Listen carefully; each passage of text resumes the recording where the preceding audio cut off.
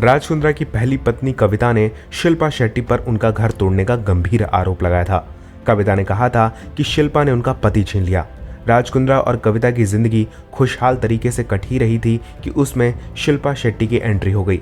एक business deal के दौरान कुंद्रा और शिल्पा की मुलाकात हुई और फिर दोनों एक दूसरे को अपना दिल दे बैठे। एक तरफ कविता प्रेग्नेंट हुई तो दूसरी तरफ कुंद्रा और शिल्पा की नजदीकियां बढ़ने लगीं। अपनी प्रेग्नेंट बीवी को यूके में छोड़कर कुंद्रा मुंबई चले आए और यहाँ शिल्पा के साथ रहने लगे। कविता को जिस वक्त अपने पति की सबसे ज्यादा जरूरत थी उस वक्त वो किसी और के आगोश में था। कविता ने अकेले अस्पताल में एक बेटी को जन्म दिया। जैसे ही बेटी 2 महीने की हुई, कुंद्रा ने कविता को तलाक का नोटिस भेज दिया।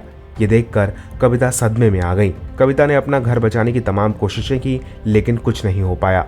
इसके बाद कविता ने आरोप लगाते हुए कहा कि शिल्पा ने उनका बसा बसाया घर तोड़ दिया। शिल्पा पर जब आरोप लगे तो उनके बचाव में कुंद्रा उतर आए। उल्टा कुंद्रा ने ही कविता को बच्चलन बताते हुए कहा कि मेरी बीवी का चक्कर मेरे जीजा के साथ है।